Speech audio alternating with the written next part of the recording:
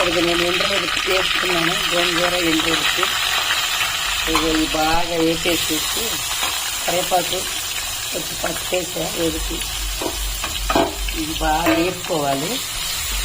ఎర్రగా వేసేసుకొని బాగా ఎర్రగా వేపాలి.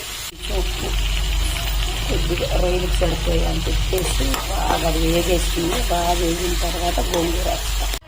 ఎందుకంటే గోంగూర టమాటాలు పచ్చిమిరకాయలు కారం ఉప్పు అన్నీ వేసి మెదిపేసా. దీన్ని ఇప్పుడు దాంట్లో కలిపేస్తా. దీంట్లో ఎండు రొయ్యలు బాగా వేగిన ఇదిగో గోంగూర కూడా వేసేస్తాను. చూడండి చాలా ఎర్రగా అయిపోయాను. ఇదిగో బాగా వచ్చేసింది. నోరు ఊరిపోతుంది. గోంగూర రొయ్యలు అయిపోయింది. చాలా తక్కువ టైంలో అయిపోయింది. ఎండు రొయ్యలు గోంగూర అన్నమాట.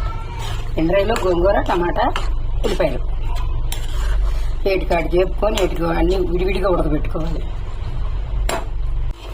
ఎందుకంటే కొంచెం రొయ్యలు వేసిన తర్వాత కొంచెం గోంగూర ఉడకబెట్టేస్తే కొంచెం నీరంతా పోయిన దాకా టేస్ట్ అయితే సూపర్ ఉంది. అప్పుడే మేము ఎలా ఉందో టేస్ట్ చేస్తాం చూద్దాం.